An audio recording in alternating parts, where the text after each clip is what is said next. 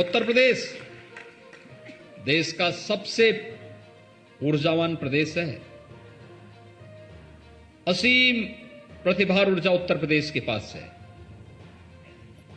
इसकी इस ऊर्जा और प्रतिभा को जिसने भी जाना है उसने उत्तर प्रदेश के लिए जो भी योगदान किया है उसका प्रतिफल उसे अवश्य प्राप्त हुआ है, क्योंकि प्रकृति और परमात्मा का असीम वरदान उत्तर प्रदेश पर है और प्रकृति और परमात्मा के इस असीम वरदान के साथ जो भी जुड़ेगा वो यशस्वी हो जाएगा।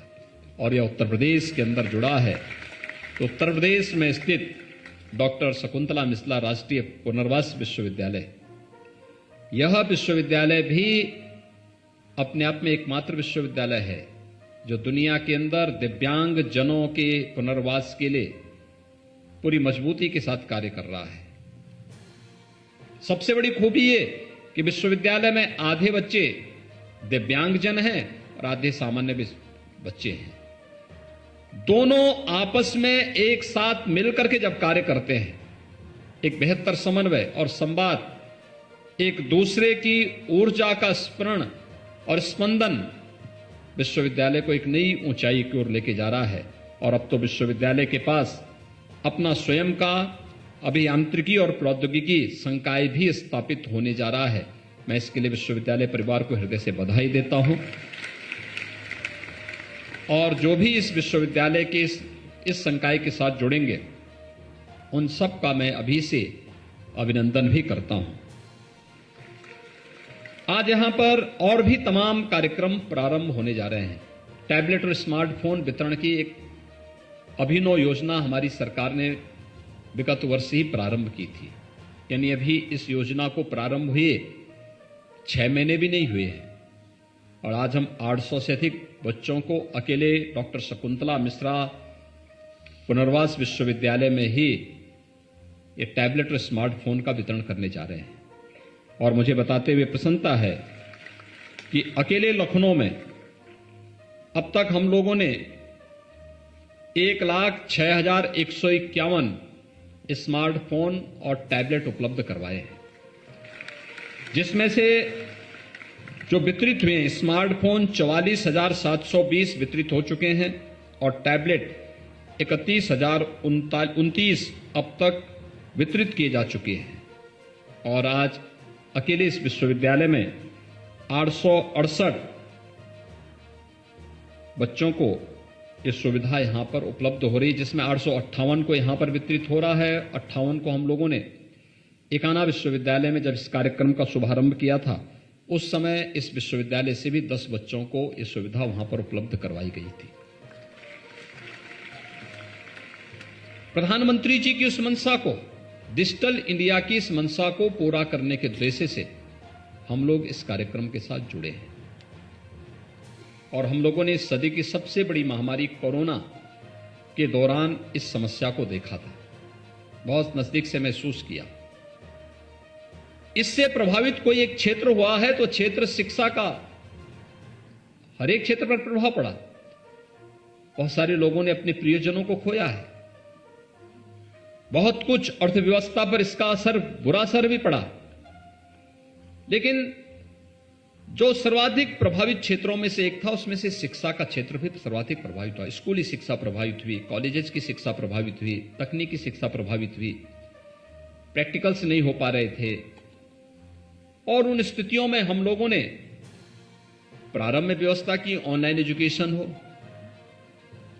लेकिन कितने बच्चे ऐसे हैं जिनके पास स्मार्टफोन खरीदने की क्षमता नहीं थी, टैबलेट खरीदने की क्षमता नहीं थी। और उस दिशा से शासन ने तय किया कि हम प्रदेश के 1 करोड़ बच्चों को स्मार्टफोन और टैबलेट उपलब्ध कराएंगे। और उसी क्रम में उत्तर प्रदेश के अंदर युद्ध स्तर पर यह कार्य प्रारंभ हुआ, जिसमें लखनऊ जनपद के अंदर ही अब तक हम लोग 1,06,151 टैबलेट और स्मार्टफोन जनपद को उपलब्ध करवा चुके हैं।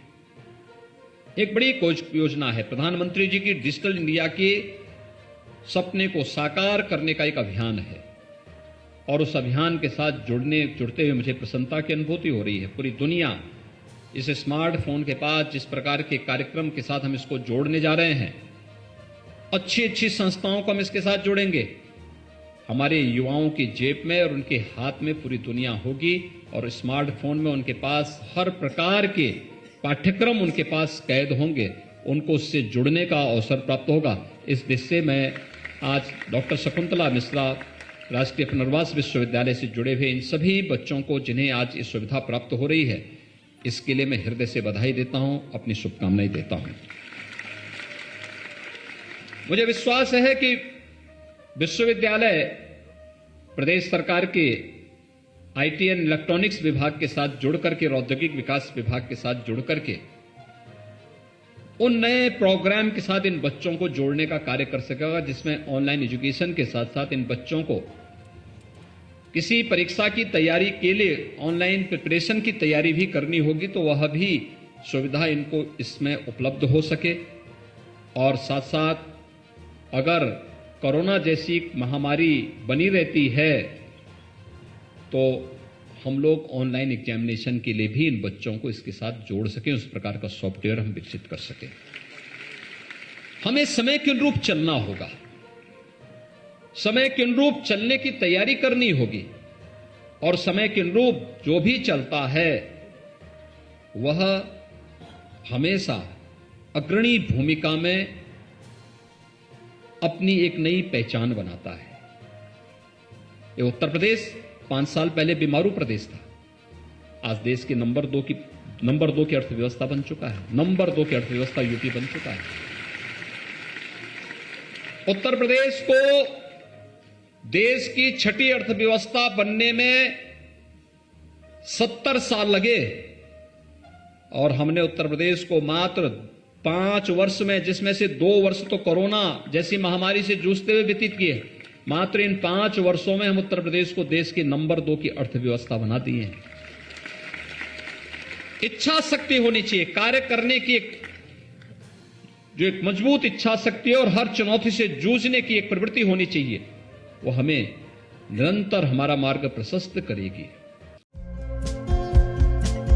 हमारे चैनल को लाइक, शेयर और सब्सक्राइब जरूर करें और नई अपडेट्स के लिए बेल आइकन दबाना ना भूलें।